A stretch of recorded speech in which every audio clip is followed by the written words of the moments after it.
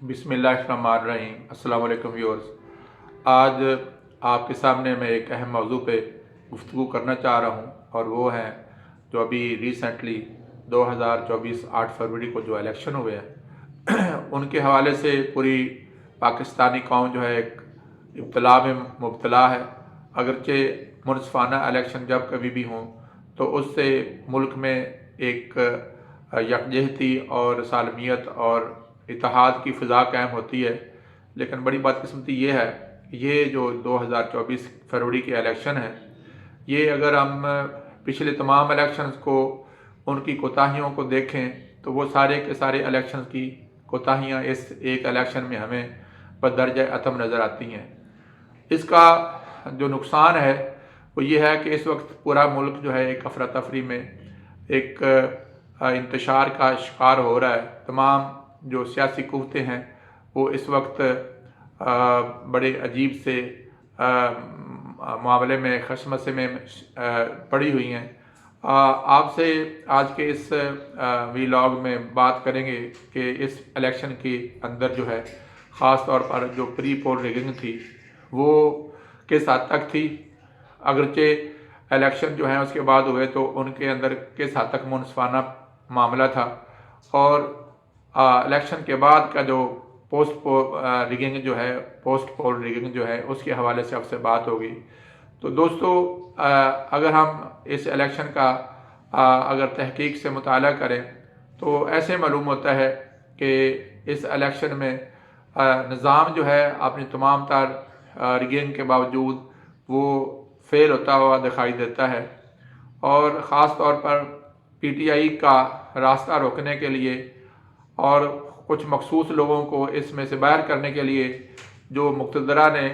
अपनी तमाम तर काविशें की वो हमें नज़र आता है कि वो सिफर बल्कि उल्टा उसके मनफी असरात मरतब हुए। ख़ास तौर पर हम देखते हैं कि पीटीआई के साथ तो ऐसे हालात भी पैदा हुए कि उसके लोगों को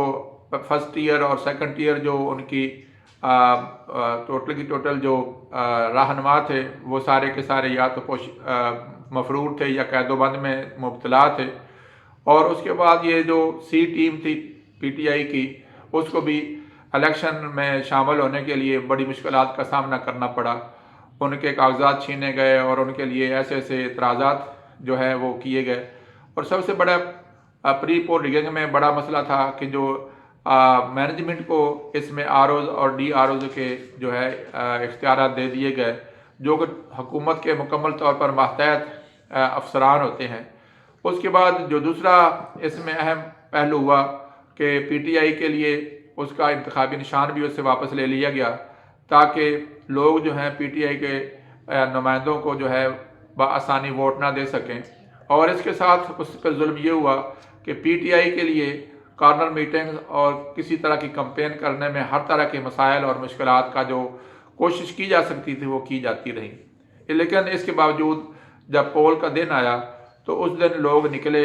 पीटीआई ने अपने वोटर्स को निकालने के लिए कोई किसी तरह की ट्रांसपोर्ट की अरेंजमेंट नहीं की थी, लेकिन इसके बावजूद लोग अपने खर्चे पे अपनी ट्रांसपोर्ट पे बड़ी तादाद में निकले, और जब ये मामला हो गया, ये जो इंजीनियरिंग करने वाले थे, इसका नाप तोल करने वाले थे, ये उनके बिल्कुल ही तवक्को के ख़िलाफ़ था। चुनाचे जब रात को इलेक्शन के रिज़ल्ट आना शुरू हुए तो उसके बाद उनके जो हैं औसाफ ख़ता होना शुरू हुए। पीटीआई जो है पाकिस्तान के अंदर आलमोस्ट 2/3 अक्सरियत से ज़्यादा जब सीटें लेने लगी तो उसके बाद अचानक 11 बजे 11:30 बजे जो हैं इलेक्शन के रिज़ल्ट जो हैं वो सुस्त हुए और फिर उसके बाद बंद कर दिए गए।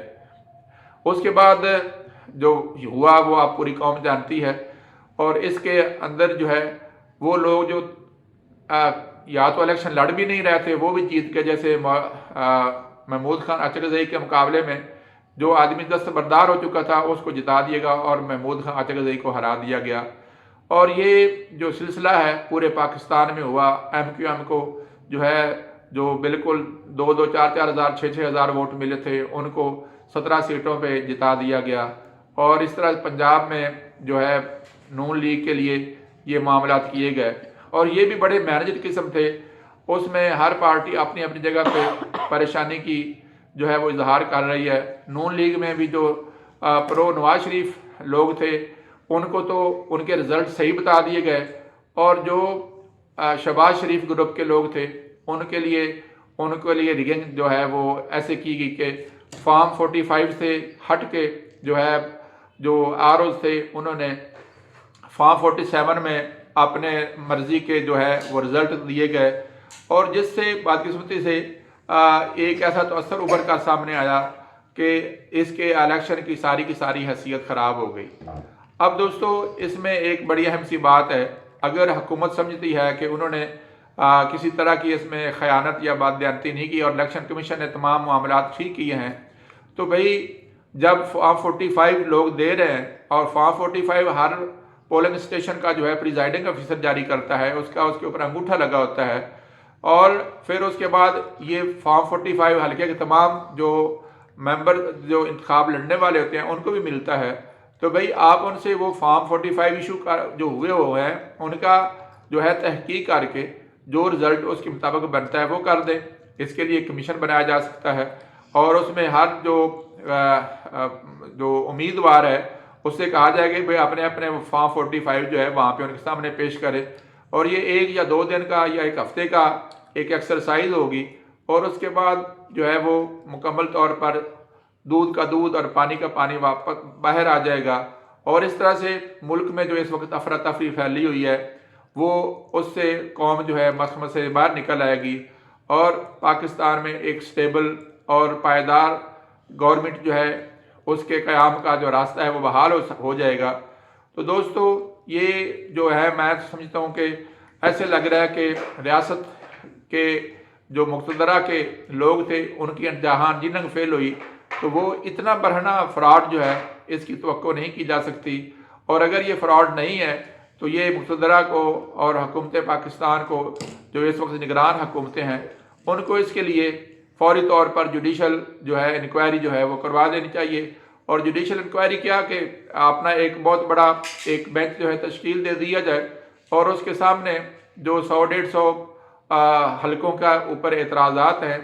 ان کے فارم جو ہے وہ جمع کروا کے، اور وہ میرا خیال نہیں کہ 10 سے 15 دن کی محنت کے ساتھ 2-4 اگر بینچ بن جائیں یا ٹریبیونل بن جائیں تو وہ اس کام کو نکھار کر سامنے لا سکتے ہیں، اور اس طرح سے ملک میں انتشار کو ختم کیا جا سکتا ہے۔ بہرحال اس سے ایک اور بات بھی عیاں ہوتی ہے کہ عمران خان جو ہے اس کا جو لوگ ہیں انہوں نے اس کے حق میں آواز دی ہے، اور وہ اس کے تمام جو اس کے اوپر مقدمات ہوئے ہیں اور جو اس کو سزائیں دی گئی ہیں یا پی ٹی آئی کے لوگوں کو سزائیں دی گئی ہیں، پاکستان کے عوام سمجھتے ہیں کہ یہ ان کے ساتھ زیادتی ہے، اور پاکستان کے عوام نے عمران خان کو اس تمام صورتحال میں اپنی تائید جو ہے وہ عطا کی ہے، اور لہٰذا میں سمجھتا ہوں کہ عقل مندی کا تقاضا یہی ہے کہ پاکستان جن معاشی اور آئینی معاملات میں اس وقت گھرا ہوا ہے اس کا علاج یہی ہے کہ اگر صحیح طریقے سے جو رزلٹس ہیں ان کو ڈکلیئر کیا جائے تاکہ پاکستان میں ایک پائیدار حکومت قائم ہو جو پاکستان کو ان بحرانوں سے نکال سکے۔ اللہ تبارک تعالیٰ سے دعا ہے کہ تمام فریق جو ہیں اس میں اپنا اپنا کردار ادا کریں، اور یہ ملک جو ہے پاکستان کے لیے ایک خوش آئند جو ہے وہ حالات پیدا ہو سکیں۔ وما علینا الا البلاغ۔